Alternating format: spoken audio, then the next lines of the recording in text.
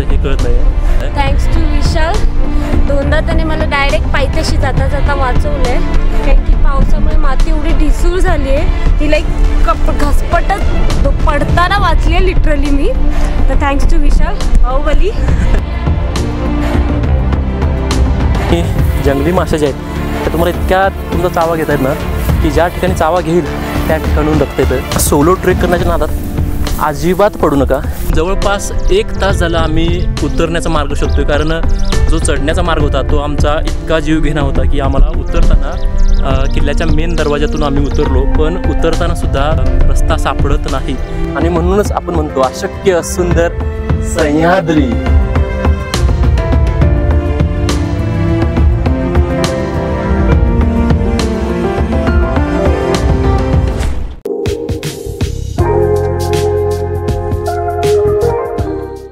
सह्याद्रीच्या डोंगर रांगांमध्ये पुरंदर आणि वज्रगड या किल्ल्याची जोडगळी आपल्याला पाहायला मिळते. पुरंदर मोठा वयाने, अंगापिंडाने आणि कीर्तीने सुद्धा. पुरंदरचा जेव्हा जेव्हा इतिहास आपण ऐकतो, वाचतो, समजून घेतो, त्या प्रत्येक प्रसंगामध्ये म्हणजे हे प्रसंग जे आहेत ते स्वराज्याची पहिली लढाई असेल, पुरंदरचा तह असेल किंवा मोरारबाजी देशपांडे यांचा पराक्रम असेल, या प्रसंगामध्ये पुरंदर किल्ल्यासोबत आणखी एक किल्ला प्रामुख्याने दिसून येतो. तो किल्ला म्हणजे वज्रगड किल्ला, आणि तोच किल्ला आज आपण पाहणार आहोत. तर नमस्कार मित्रांनो, मी विशाल साळवी पुन्हा एकदा स्वागत करतो तुमचं मराठी फॅक्टरमध्ये. दुर्ग भ्रमंतीच्या या एपिसोडमध्ये आज आपण किल्ले वज्रगड पाहणार आहोत. आणि आता मी या पुरंदर किल्ल्याच्या पायथ्याशी म्हणजेच या फलकाच्या जवळ आलोय. हा फलक जो आहे तो सासवड ते नारायणगाव या दरम्यान आपल्याला हा फलक पाहायला मिळतो.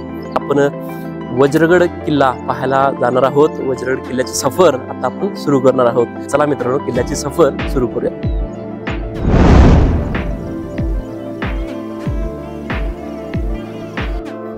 तर मित्रांनो, आता आपण पुरंदर आणि वज्रगड किल्ल्याच्या पायथ्याशी आलेलो आहे. पण भारतीय लष्कराच्या ताब्यामध्ये हे दोन्ही किल्ले आहेत. माझ्या मागे तुम्ही पाहताय हा पुरंदर किल्ला आहे आणि या बाजूला जो दिसतोय तो वज्रगड किल्ला आहे. वज्रगड किल्ला आणि पुरंदर किल्ला दोन्ही सुद्धा भारतीय लष्कराच्या म्हणजे इंडियन आर्मीच्या ताब्यामध्ये आहेत. पुरंदर किल्ल्यावरती आपल्याला भारतीय लष्कराकडून जाण्यासाठी परमिशन मिळते, पण अजून सुद्धा आपल्याला वज्रगडावर जाण्यासाठी परमिशन मिळत नाहीये. वज्रगडावर जाणारी प्रमुख वाट जी आहे ती इंडियन आर्मीच्या ताब्यात आहे आणि तिथून आपल्याला जाण्यासाठी परमिशन नाहीये. त्यामुळे आपण या इथून म्हणजे इकडून आपण वज्रगड किल्ला पाहण्यासाठी जाणार आहोत. आणि खरं तर वाट आम्हाला माहिती नाही आहे की कोणती योग्य आहे कोणती अयोग्य आहे. मार्ग काढत जावं लागणार आहे, त्यामुळे ट्रेकिंग करण्यासाठी किती वेळ लागणार आहे हे सांगता येत नाही. चला बघूयात वाट मिळते का आपल्याला. मित्रांनो, आजच्या ट्रेकमध्ये माझ्यासोबत आज आहे पूनम. तुम्ही हाडसर किल्ल्याचा ट्रेक बघितला असेल, तुम्ही चावंडे किल्ल्याचा ट्रेक बघितला असेल, तर त्या ट्रेकमध्ये आपल्यासोबत पूनम होती आणि तीच आज आपल्यासोबत आजच्या आपल्या ट्रेकमध्ये जॉईन करते. तर हाय, आज आम्ही शिव सकाळ मराठी फॅक्टरमध्ये पुन्हा एकदा पूनमचं स्वागत आहे. थँक्यू. आणि आज आपण ट्रेक जो आहे तो अननोन मार्ग आहे, माहितीचा म्हणजे मार्ग नाही आहे. तर तो मार्ग आपल्याला शोधायचा आहे आणि वज्रगड किल्ला आपल्याला पाहायचा आहे. चला सुरुवात करूयात. चला, लेट्स गो. खूपच छान वातावरण आता आपल्याला इकडे पाहायला मिळते. दोन्ही किल्ले पुरंदर आणि वज्रगड किल्ला हा धुक्याने आच्छादलेला आहे आणि सकाळचं वातावरण इतकं छान वाटतंय. इकडे पक्ष्यांचे, मोरांचे आवाज आपल्याला ऐकायला मिळतात आणि वातावरणच ओव्हरऑल इतकं सुंदर वाटतंय की इकडे आल्यानंतर असं फ्रेश वाटायला सुरुवात झाली. पावसाळ्याची सुरुवात होते त्यामुळे ग्रीनरी सुद्धा इकडे वाढलेली आहे आणि सुप्रभात म्हणतो ना, खऱ्या अर्थानं ते अनुभवते असं मला वाटतंय. आपण किल्ला पाहायला जायचं आहे आणि मार्ग सुद्धा शोधायचा आहे. तर बघूया आपल्याला मार्ग मिळतो का आपण चुकतो मला माहीत नाही. तर आपण बघूयात. चला मग.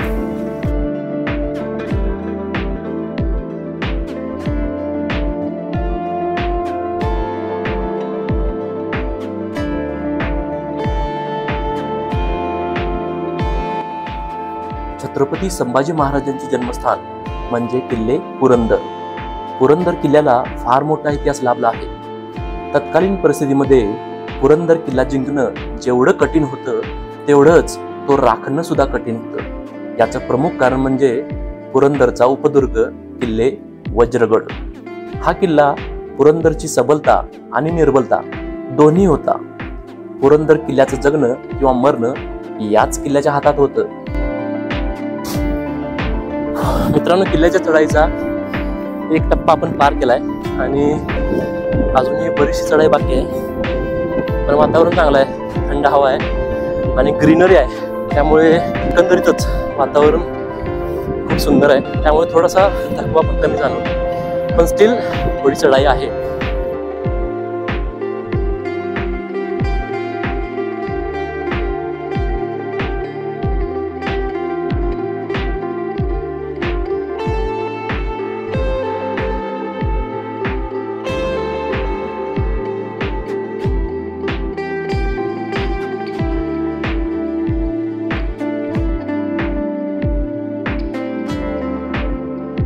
या अवघड वाटेवरती आम्हाला एक ट्रेकर भेटलेला आहे.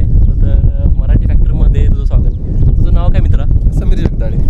समीर जगदाळे आहेत आपल्यासोबत आणि या खडतर ट्रेकिंगसाठी ते नेहमी येतात. इथून मित्रा किती लांब आहे अजून, म्हणजे किती वेळ लागेल तुला काय वाटतं? इथून जायला अर्धा ते पाऊण तास आपल्याला अजून ट्रेक करायचा आहे. तो सुद्धा पूर्ण इथून किल्ला फिरून आलेला नाही आहे. त्याला ट्रेकिंगची आवड आहे, पण काही अंतरावरनं तो हा ट्रेक करून कंप्लीट करून परत येतो.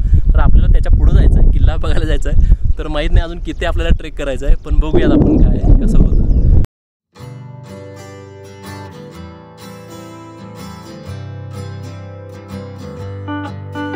तर मित्रांनो, आता आपण किल्ल्याच्या एका टप्प्यावरती येऊन थांबलोय आणि या टप्प्यावरून आपल्याला माझ्या मागे पुरंदर किल्ला दिसतो. असं सांगितलं जातं की जेव्हा हनुमंतराय द्रोणागिरी पर्वत आपल्या हातावरून लक्ष्मणासाठी नेत होते त्यावेळी काही पर्वताचा भाग या ठिकाणी पडला आणि तोच आजचा हा पुरंदर किल्ला. पुरंदर म्हणजे इंद्र आणि इंद्राचं अस्त्र आणि त्याची ताकद म्हणजे वज्र. तर या पुरंदराला सुद्धा त्याचे अस्त्र आणि त्याचं ताकद मिळाले ते वज्रगड या किल्ल्याच्या रूपाने. वज्रगड किल्ला ज्याच्या हातामध्ये असायचा त्याच्या हातामध्ये पुरंदर किल्ला सुद्धा आपोआपच आपसूक येऊन जायचा.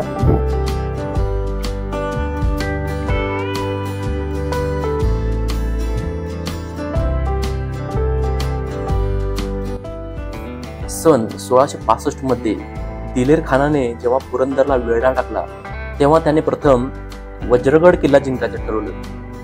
किल्ल्यावर त्याने अब्दुल्ला खान, फतेह लष्कर आणि महेली अशा 3 भीमकाय तोफा चढवल्या आणि किल्ल्याच्या तटबंदीवर त्याने तुफान हल्ला चढवला. यावेळी किल्ल्यावर मोजकेच मराठी होते. अतिशय चिवट झुंज मराठी देत होते.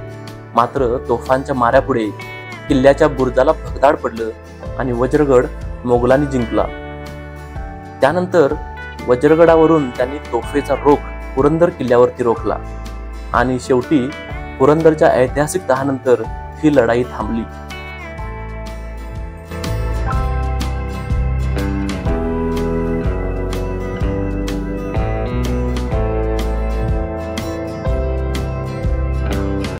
मित्रांनो, आता आपला ट्रेक सुरू आहे आणि या ठिकाणी मी आता थोडीशी विश्रांती घेतोय.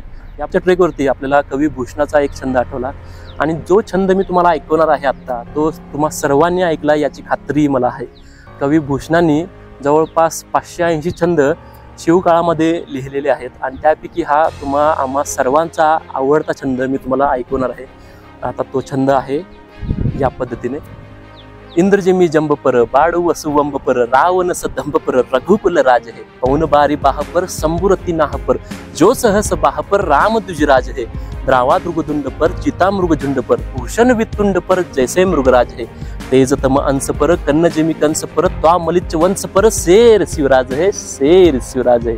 मित्रांनो, या छंदाचा अर्थ आणि हा छंद मी तुम्हाला डिस्क्रिप्शन मध्ये देतोय, तुम्हाला आवडल्यास नक्की लाईक करा।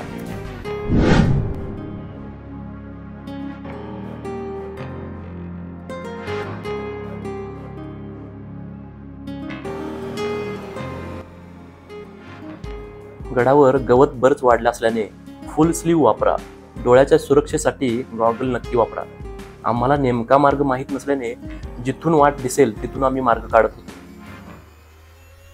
पण पुढे जाऊन आम्ही मोठ्या संकटात अडकणार होतो।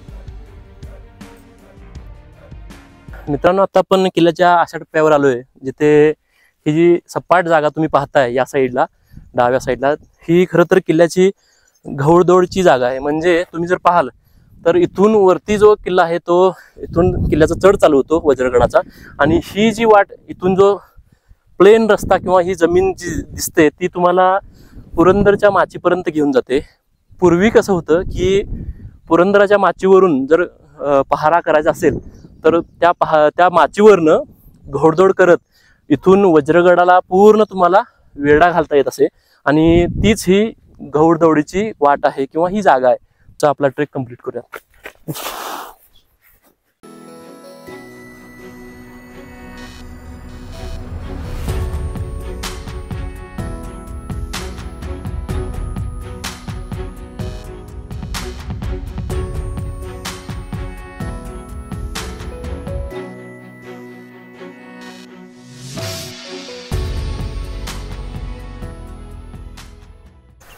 मित्रांनो, आता आपण एका मूर्तीजवळ आलोय।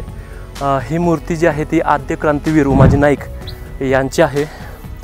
आद्य क्रांतीवीर उमाजी नाईक यांनी इंग्रजांच्या विरोधात जवळपास 14 वर्षे आपला लढा सुरू ठेवला होता आणि इंग्रजांना सळो की पळो करून त्यांनी सोडलं होतं। तर असे बहादूर आद्य क्रांतीवीर उमाजी नाईक यांची ही मूर्ती आपल्याला पाहायला मिळते। ही मूर्ती ढाल आणि तलवार हाती घेतलेलीची दिसते आणि गडाच्या एका टप्प्यावरती ही मूर्ती आपल्याला पाहायला मिळते। याचाच अर्थ असा आहे की आपण किल्ल्याच्या बरोबर वाटेवरती आहोत। इथून आपल्याला आता अजून बराचसा ट्रेक बाकी आहे, पण आद्य क्रांतीवीर यांचं दर्शन घेऊन मी आता पुढचा ट्रेक आपला सुरू करतोय।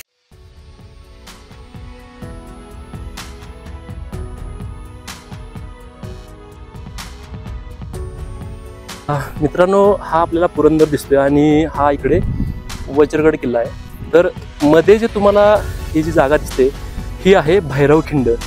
ही भैरवखिंड वज्रगड आणि पुरंदर किल्ल्याला वेगळं करते, नाहीतर हे दोन्ही किल्ले तसे एकमेकाचे उपदुर्गच आहेत आणि पुरंदरचा हा वज्रगड लहान भाऊ म्हटला तरी वावगं ठरणार नाही। पण आता या किल्ल्याच्या एकदम जवळ आलेलो आहे, पण इथून वाट जी आहे त्या मला सापडत नाही आहे।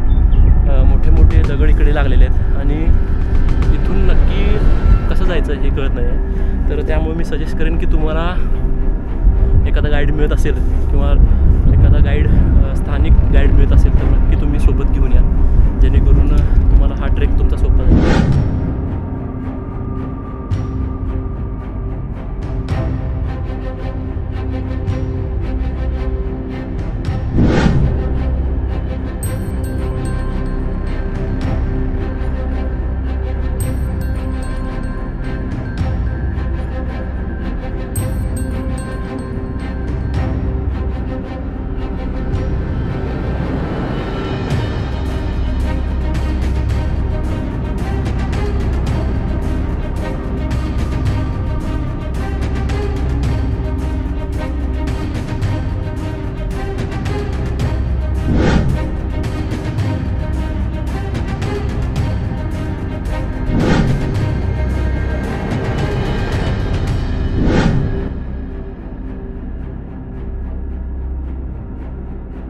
आलोय, पण हा ट्रेक आम्हाला खरंच खूप भारी, खूपच अवघड वाटलेलं आहे। थँक्स टू विशाल, दोनदा त्याने मला डायरेक्ट पायथ्याशी जाता जाता वाचवलंय, कारण की पावसामुळे माती एवढी ढिसूळ झाली आहे ही लाईक घसपटत पडताना वाचली लिटरली मी.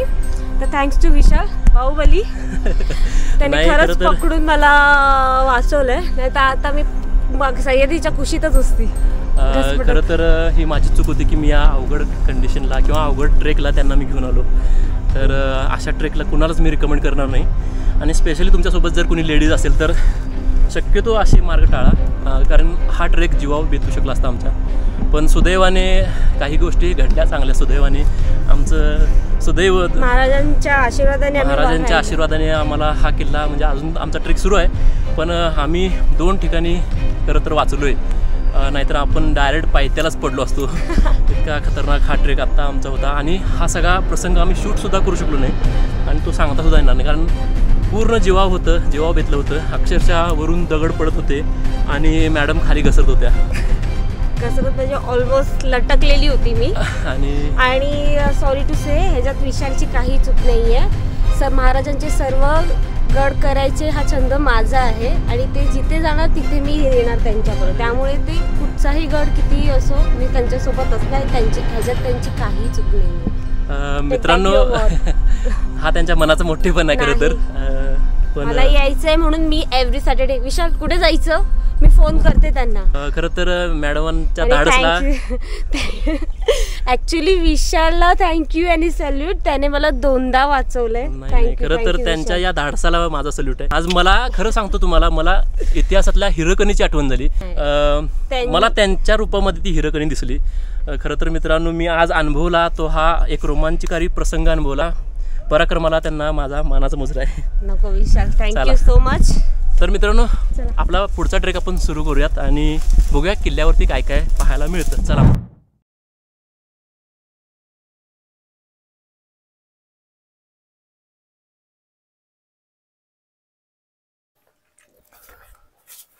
तर मित्रांनो, आता आपण फायनली या किल्ल्याच्या दरवाजावरती आलेलो आहे.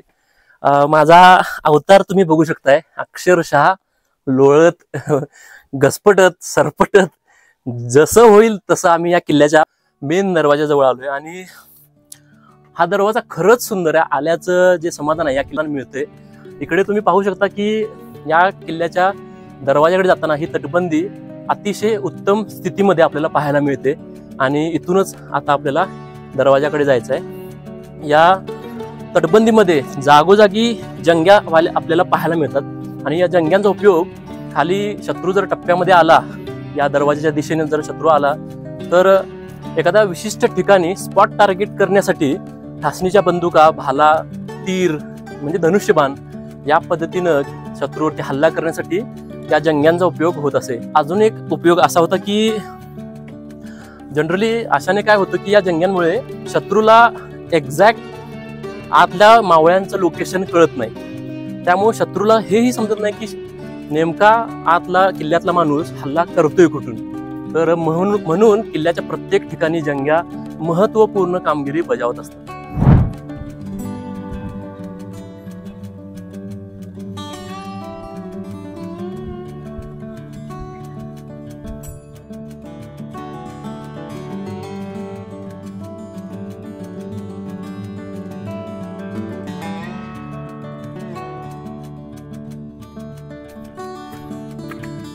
तर मित्रांनो, हा आहे किल्ल्याचा मुख्य दरवाजा, आणि अतिशय भव्य, दिव्य आणि मजबूत भक्कम असा हा वज्रगड किल्ला आपण आता अनुभवतोय. खूपच सुंदर हा नजारा इथून पाहायला मिळतोय, आणि या दरवाजावरती खरं तर मन शांत झाले.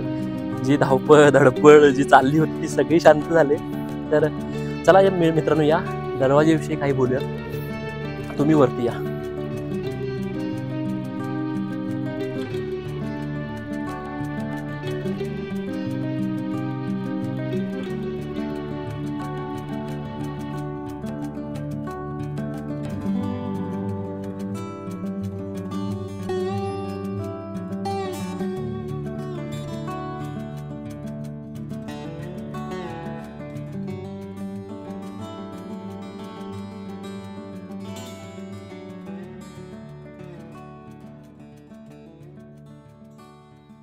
मित्रांनो, दरवाजाला माथा टेकून मी वरती आलेलो आहे, आणि याचं कारण असं आहे की शिवकाळामध्ये आपल्याला छत्रपती शिवाजी महाराज, संभाजी महाराज, आपले वीर योद्धे मावळे, त्यांच्या प्रत्येकाची पायधूळ त्या पायरीवरती लागलेली आहे आणि मला प्रत्येक पायरीवरती माझा माथा टेकवायचा आहे. अशा प्रत्येक पायरीवरती मी माझा माथा टेकवणार आणि हे माझं ध्येय आहे. आणि सोबतच तुम्हाला जशी जमेल तशी किल्ल्याची माहिती सुद्धा मी सांगणार आहे. तर हा दरवाजा आता आपण पाहूया.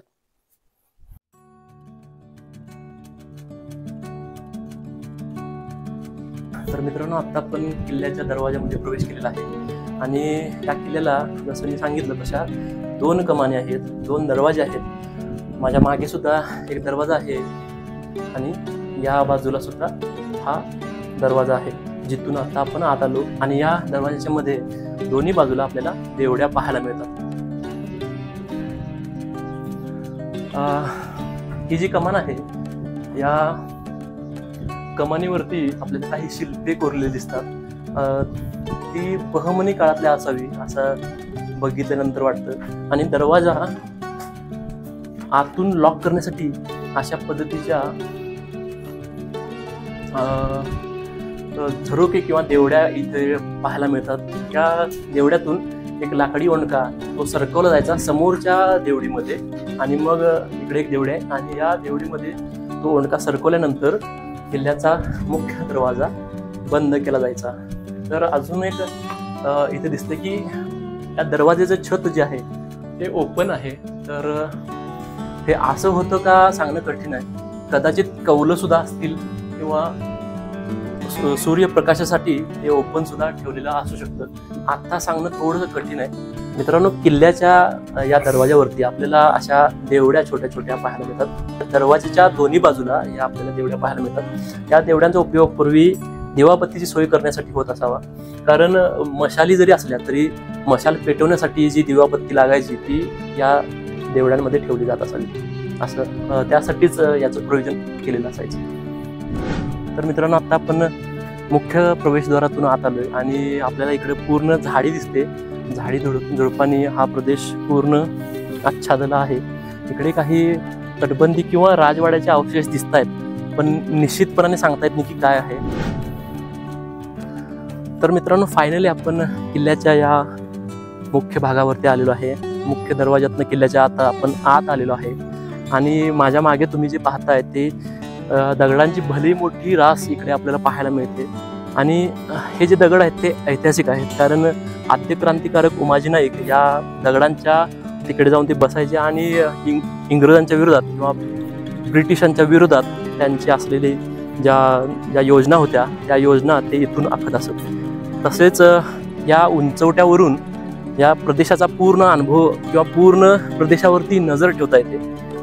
त्यामुळेच बहुतेक हे ठिकाण त्यांनी निवडलं असावं असं मला वाटतं. तर किल्ल्याचा अजून बराचसा भाग आपल्याला पाहायचा आहे, तो आपण पाहायला जाऊयात. चला तर मित्रांनो, मागे जे दगड दिसत मोठे मोठे त्या दगडाला पूर्ण वळसा घालून मी आता एका ठिकाणी आलोय आणि मग मला इकडे एक छोटासा दरवाजा पाहायला मिळतोय. कमानीचा दरवाजा आहे आणि तिथूनच आपल्याला पाण्याच्या टाक्या आणि हनुमानाचं मंदिर पाहायला मिळणार आहे. तर आता आपण इथून जाऊयात. जर तुम्ही येणार असाल तर हा दरवाजा तुम्हाला थोडासा शोधावा लागेल. तुम्हाला तुमच्या माहितीसाठी सांगतो, महादरवाजातून आत आल्यानंतर समोर जो हा जो खडक दिसतोय त्याला वळसा घालून तुम्हाला मागे यावं लागतं आणि मागे आल्यानंतर तुम्हाला एक छोटासा दरवाजा दिसतो. तो दरवाजा इकडे आणि या दिशेलाच किल्ला तुम्हाला ज्या काही किल्ल्यावरच्या वास्तू आहेत त्या पाहायला मिळतात. तर आता आपण इकडूनच जाणार आहे. चला.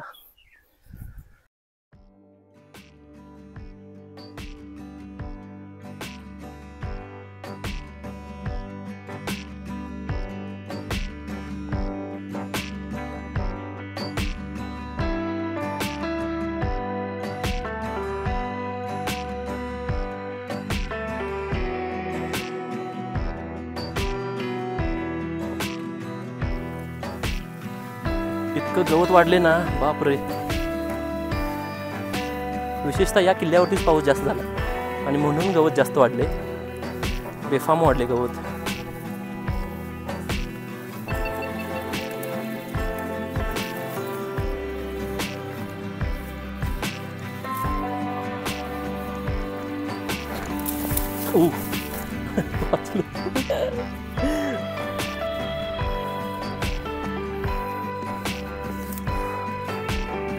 मित्रांनो, पाय सटकला होता आणि पावसाचे दिवस आहेत त्यामुळे काळजी घ्या. पायात चांगलं शूज वापरा, पाय कधीही स्लिप होऊ शकतो.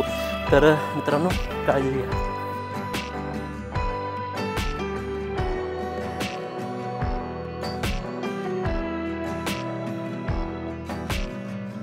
तर मग मित्रांनो, छोट्या कमानीतून आत आल्यानंतर किल्ल्याच्या या भागावरती आपल्याला पाण्याची टाकी पाहायला मिळतात. माझ्या दोन्ही बाजूला पाण्याची टाकी आहेत आणि जवळपास 3 टाकी आपल्याला इथं पाहायला मिळतात. टाक्यांमधील पाणी जे आहे ते हिरवं आहे, त्यामुळे पिण्यायोग्य नक्कीच नाही आहे. पण या पाण्याच्या टाक्यांमध्ये काही मासेसुद्धा पाहायला मिळतात. तर मला वाटते की याच टाक्यांचा उपयोग पूर्वी जी असणारी शिबंदी होती त्या शिबंदीसाठी होत असावा.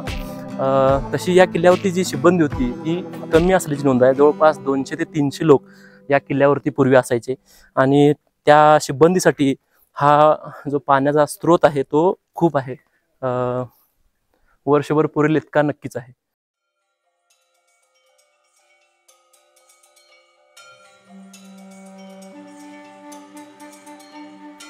मित्रांनो, पाण्याच्या टाक्याजवळच आपल्याला एक हनुमानाचं मंदिर पाहायला मिळते आणि खूपच मोठी मूर्ती इथं आपल्याला पाहायला मिळते. हनुमानाचं दर्शन आता आपण घेतलेलं आहे आणि बरीच मोठी हनुमानाची मूर्ती आपल्याला इथे पाहायला मिळते. हा भाग तसा दुर्गम आहे. किल्ल्याचा भागच खरं तर, सर्व भागच खरं तर दुर्गम असायचे. तर अशा दुर्गम भागावरती भीती वाटू नये किंवा जी मावळ्यांची शिबंदी असायची त्या मावळ्यांना भीती वाटू नये म्हणून शक्यतो प्रत्येक किल्ल्यावरती शक्तिदेवतेची ही मूर्ती म्हणजे हनुमानाची मूर्ती नक्की आपल्याला पाहायला मिळते. ही हनुमानाची मूर्ती किल्ल्याच्या या भागामध्ये आपल्याला पाहायला मिळते.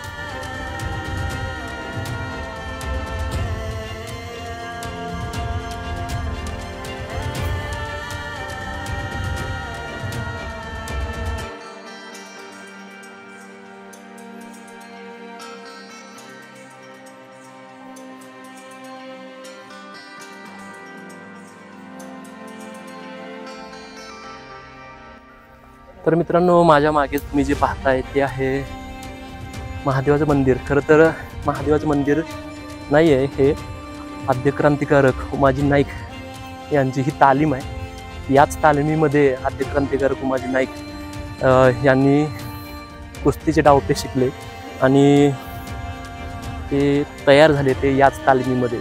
पण या तालिमीमध्ये आता एक छोटीशी महादेवाची पिंड बसवलेली आहे आणि त्यामुळेच हे मंदिर बऱ्याच लोकांना वाटतं. पण याचा इतिहास उमाजी नाईक यांच्यासोबत जोडला गेलेला आहे.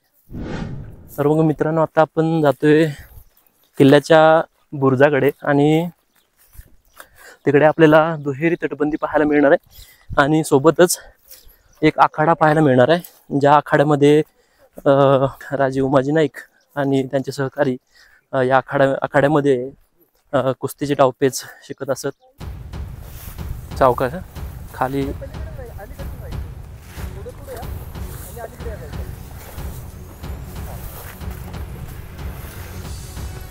बापरे, जंगली मासे जे आहेत तर तुम्हाला इतक्या तुमचा चावा घेता येत ना की ज्या ठिकाणी चावा घेईल त्या ठिकाणून रक्त येतं. हे गवत बघा, गुडघ्यापेक्षा जास्त उंचीला हे गवत आहे आणि इथूनच आता वाट काढता आम्ही जातोय कारण दुसरा मार्ग दिसत नाही आहे.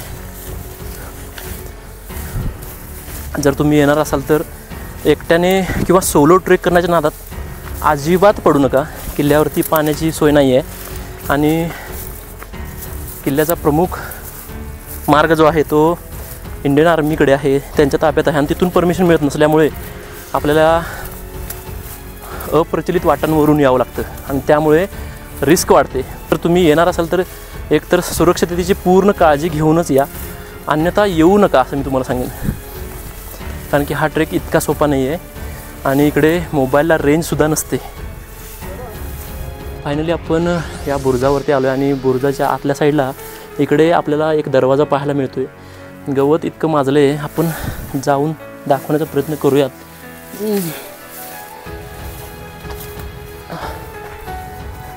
ओके, तर हा आहे दरवाजा. पूर्ण दरवाजा आता बुजवलेला आहे आणि हो, हा दरवाजा पूर्णपणे आता मुजलेला आहे. स्थानिक लोकांनी हा दरवाजा मुजवला असं सांगितलं जातं, कारण जी जनावरे आहेत ती इकडे यायची चरण्यासाठी आणि या दरवाज्यातून खाली उतरण्यासाठी प्रयत्न केल्यानंतर ते अडकून बसायचे आणि तिथेच त्यांचा जीव जायचा. म्हणून स्थानिक लोकांनी हा दरवाजा मुजवून टाकलाय. पण आता खूप अडचणीच्या ठिकाणी आहे खरं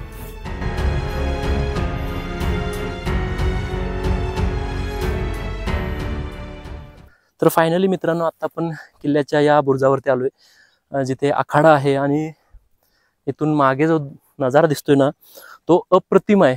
खरं तर खूप सुंदर नजारा आहे. तर आपण आता आखाडा पाहूया. हो हो हो हो हो मित्रांनो, काय नजारा आहे समोर.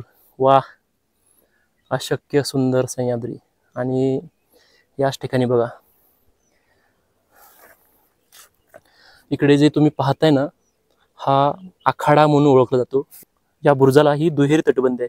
प्रथमतः ती तटबंदी आहे आणि त्याच्यानंतर ही तटबंदी आहे. ज्या बुरुजावरती आपण आता उभारलोय ही तटबंदी आहे आणि मध्ये हा आखाडा आहे. आखाड्यामध्ये आपले आद्य क्रांतिकारक या आखाड्यामध्ये कुस्तीची प्रॅक्टिस करत असत आणि आपलं शरीर पिळदार बनवत असत.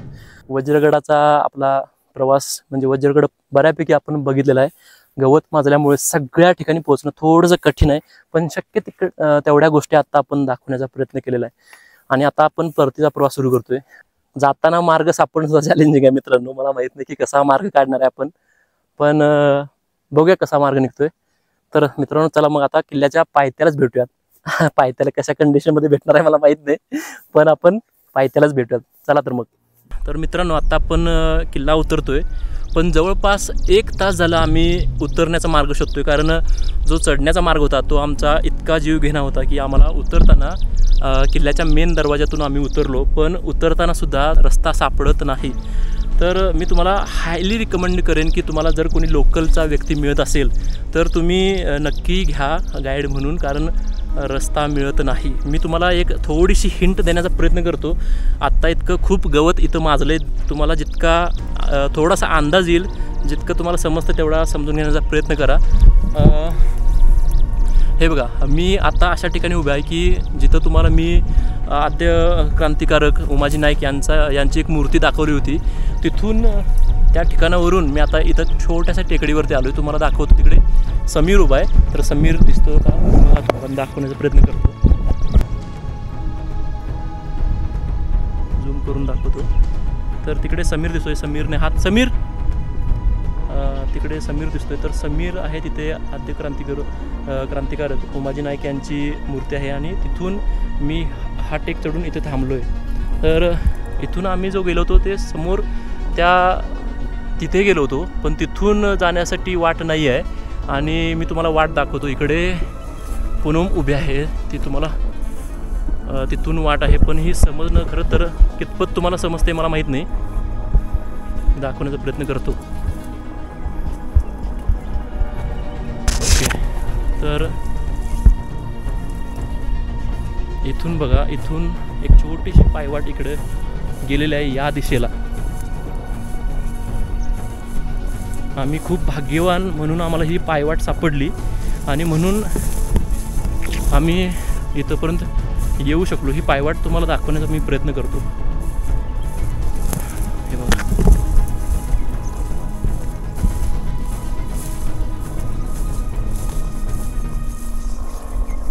ही पायवाट आहे. आता अशीच समजून घ्या मित्रांनो, कारण पाऊस पण सुरू होतोय आणि ही पायवाट आहे. या पायवाटेनेच तुम्ही परत जाऊ शकता, अदरवाईज खूप कठीण परिस्थिती होईल. तर मित्रांनो, पाऊस सुरू होतोय आणि तर पावसातच आपल्याला भिजायचं नाही आहे. तर नक्की तुम्ही आलात तर या दिशेने रस्ता शोधण्याचा प्रयत्न करा, कारण आम्ही ज्या रस्त्याने वरती गेलो तो खूपच रिस्की रस्ता होता. तर तुम्ही रिस्क घेऊ नये. आणि आम्ही जो आहे ना, आम्ही पूर्ण या किल्ल्याच्या जे जंगल आहे इथं पूर्ण भरकटलं होतं. तिकडे पुरंदरपर्यंत आम्ही गेलो, पण आर्मीच्या लोकांनी आम्हाला तिकडे अलाउड केलं नाही. त्यांनी परत जाण्यासाठी सांगितलं आणि म्हणून आम्ही परत रस्ता शोधत आलो आणि इथून आम्हाला लकीली पायवाट सापडली आणि आपण परत आता आलेलो आहे. तर मित्रांनो पाऊस चालू आहे आणि मी आता कॅमेरा बंद करतो आहे. चला तर मित्रांनो गडाच्या खाली भेटूयात. तर मग मित्रांनो आता आपला ट्रेक पूर्ण झाला आहे. आपण गड उतार झालेला आहे. खरंच सगळ्या ट्रेकिंगपेक्षा हा जो ट्रेक आहे तो अतिशय वेगळा ट्रेक, वेगळा अनुभव आपल्याला या किल्ल्यावरती आला. थोडासा चित्तथरारक किंवा थोडासा भीतीदायक म्हणा किंवा ॲडव्हेंचरस म्हणा, खरं तर असा या प्रकारचा अनुभव आम्हाला या किल्ल्यावरती आला. तुम्हाला एक रिकमेंडेशन नक्की द्यायला आवडेल की जर तुम्हाला किल्ल्याचा रस्ता माहिती नसेल तर प्लीज तुम्ही एखादा गाईड हायर करा किंवा माहितीतला एखादा माहितीगार तुम्ही सोबत घ्या, जेणेकरून तुम्हाला किल्ल्याची वाट जी आहे ती कळेल. मी थोडासा दाखवण्याचा प्रयत्न केलाय, पण ती पायवाट आहे आणि पावसामुळे ती कदाचित तिकडे झाडं झुडपं वाढून ती पायवाट समजणार नाही. तर म्हणून तुम्हाला रिक्वेस्ट आहे, जर तुम्ही येणार असाल तर माहितीतला एखादा गाईड किंवा माहितीगार तुमच्या सोबत नक्की घ्या. किल्ला चांगला आहे, पण किल्ला खरं तर थोडासा चढायला तसा तुम्हाला रस्ता चुकल्यामुळे अवघड वाटू शकतो. आणि अजून एक, तुम्ही एकट्या दुकट्याने नक्की जाऊ नका, तुम्ही ग्रुपने जावा, त्या जेणेकरून सेफ्टी फर्स्ट आहे आणि ती तुम्हाला नेहमी तुमच्या लक्षात असली पाहिजे. तर विचारूया पूनमला हा किल्ला कसा वाटला. किल्ला तर खूप छान होता, एक वेगळाच अनुभव, अविस्मरणीय अनुभव घेऊन चालले. आणि थँक्स टू विशाल, ह्याला खरंच सॅल्यूट आहे. पण मरणाची भीती नव्हती की जास्तीत जास्त काय पडले असतील, पण तरी सुद्धा विशालने न काही त्या वेळेला क्षण पटकन विचार करून न वेळ दवडता तो फटाफट आला आणि त्याने मला दोनदा वाचवलंय. कारण की एवढं स्लिपरी आहे, ट्रॅकिंगचे शूज घालून सुद्धा काही उपयोग नाही. तो डायरेक्ट आपल्याला ग्राउंड फ्लोअरला घेऊन जाणार, डायरेक्ट पायथ्याशी.